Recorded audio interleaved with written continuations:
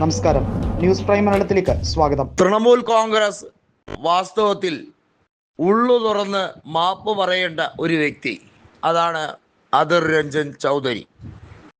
അധിർ രഞ്ജൻ ചൗധരിയെ ബഹ്റാംപൂറിൽ, അതായത് 25 കൊല്ലത്തോളം പ്രതികരിച്ച ലോക്സഭാ മണ്ഡലത്തിൽ കഴിഞ്ഞ തവണ തോൽപ്പിക്കുക എന്നുള്ള വാശിയോടുകൂടി മമതയും BJPയും ഒരുപോലെ വർഗീയ കാർഡ് ഇറക്കി അദ്ദേഹത്തെ തോൽപ്പിക്കാൻ ശ്രമിച്ചു. തൃണമൂൽ ഇറക്കിയത് ന്യൂനപക്ഷ വർഗീയതയെങ്കിൽ കൃത്യമായി BJP ഇറക്കിയത് ഭൂരിപക്ഷ വർഗീയതയാണ്. യൂസഫ് പത്താനെ ഇറക്കി ന്യൂനപക്ഷ വർഗീയത ആളിക്കത്തിക്കാൻ വേണ്ടി ഒരു ശ്രമം നടത്തി. അതിൻ്റെ ഫലമായി യൂസഫ് പത്താൻ അധിർ രഞ്ജൻ ചൗധരി 85,000-ഓളം വോട്ടുകൾക്ക് തോൽപ്പിച്ചു. രണ്ടാം സ്ഥാനത്ത് അധിർ രഞ്ജൻ ചൗധരി വരേണ്ടി വരുന്ന സാഹചര്യം ഉണ്ടായി. അധിർ രഞ്ജൻ ചൗധരി BJPയിലേക്ക് പോകുമെന്നായിരുന്നു മമതയുടെയും കൂട്ടരുടെയും ആക്ഷേപം. ഇപ്പോൾ ഒരു ഇലക്ഷനിൽ തോറ്റു തൊപ്പിയിട്ടപ്പോൾ തന്നെ മമതയുടെ പാർട്ടി ഇതാ വെണ്ണീറായി. ഒരു മരുന്നിന് പോലും ഇല്ലാത്ത രീതിയിൽ എല്ലാം എൻ ബ്ലോക്കായി BJPയിലേക്ക് പോവുകയാണ്.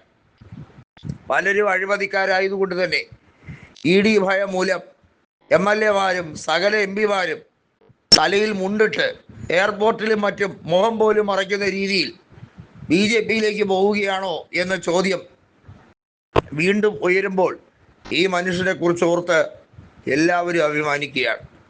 കോൺഗ്രസ് നേതൃത്വം അധിർ രഞ്ജൻ ചൗധരിയുടെ വാക്കുകൾ കേൾക്കാതിരുന്നാൽ ഉണ്ടാകുന്ന ഭവിഷ്യത്ത് എത്രമാത്രം ഭയാനകമാണ് എന്നുള്ളത് ബംഗാളിൽ കഴിഞ്ഞ കുറേ നാളുകളായി മനസ്സിലാക്കുകയാണ്.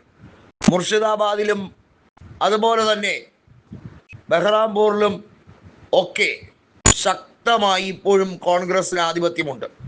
കോൺഗ്രസ് വിജയിച്ച 2 നിയോജക മണ്ഡലങ്ങൾ മുർഷിദാബാദിൽ ഉള്ളതാണ് എന്നുള്ളത് മനസ്സിലാക്കുക.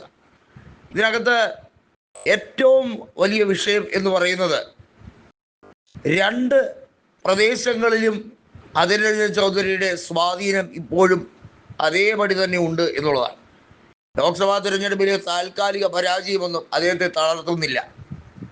താൻ ജീവിക്കുന്നതും മരിക്കുന്നതും കോൺഗ്രസ് നേതാവായി തന്നെ ആയിരിക്കുമെന്ന് ഉറച്ച ബോധ്യമുള്ള ഒരു മനുഷ്യൻ.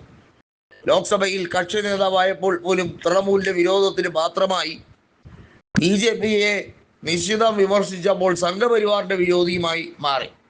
എന്നാൽ അതൊന്നും അധിർ രഞ്ജൻ ചൗധരി എന്ന പോരാളിയെ തളർത്തിയിരുന്നില്ല. ഇപ്പം മമതാ ബാനർജി യാചനയുമായി കോൺഗ്രസ് നേതൃത്വത്തിൻ്റെ അടുത്തെത്തുമ്പോൾ കോൺഗ്രസ് പ്രധാന പോസ്റ്റുകളെല്ലാം കൊടുക്കാൻ നിങ്ങൾ വീണ്ടും മാതൃപ്രസ്ഥാനത്തേക്ക് വരൂ എന്ന് പറയുമ്പോൾ അധിർ രഞ്ജൻ ചൗധരിയുടെ വാക്കുകൾ ധിക്കരിച്ചുകൊണ്ട് സംസ്ഥാനത്തെ കോൺഗ്രസിൻ്റെ നേതാക്കളുടെ വികാരം മനസ്സിലാക്കാതെയാണ് കേന്ദ്രം പ്രവർത്തിക്കുന്നതെങ്കിൽ വീണ്ടും വീണ്ടും തിരിച്ചടിയും ആഘാതവും ഉണ്ടാകും എന്ന ശക്തമായ സന്ദേശമാണ് കൊടുക്കുന്നത്. ഇവിടെ മനസ്സിലാക്കേണ്ടത് പശ്ചിമ ബംഗാളിൽ അധിർ രഞ്ജൻ ചൗധരിക്ക് ഇനിയും തിരിച്ചു വരാനുള്ള സാധ്യതകളേറെയാണ്. സുവേദു അധികാരിയുടെ ഭരണം അത് ജനങ്ങളിൽ വലിയ തോതിലുള്ള ഭയം സൃഷ്ടിക്കുകയാണെങ്കിൽ ജനങ്ങൾ തിരിച്ചും വോട്ട് ചെയ്യും എന്നുള്ളതിന് സംശയമൊന്നും വേണ്ട.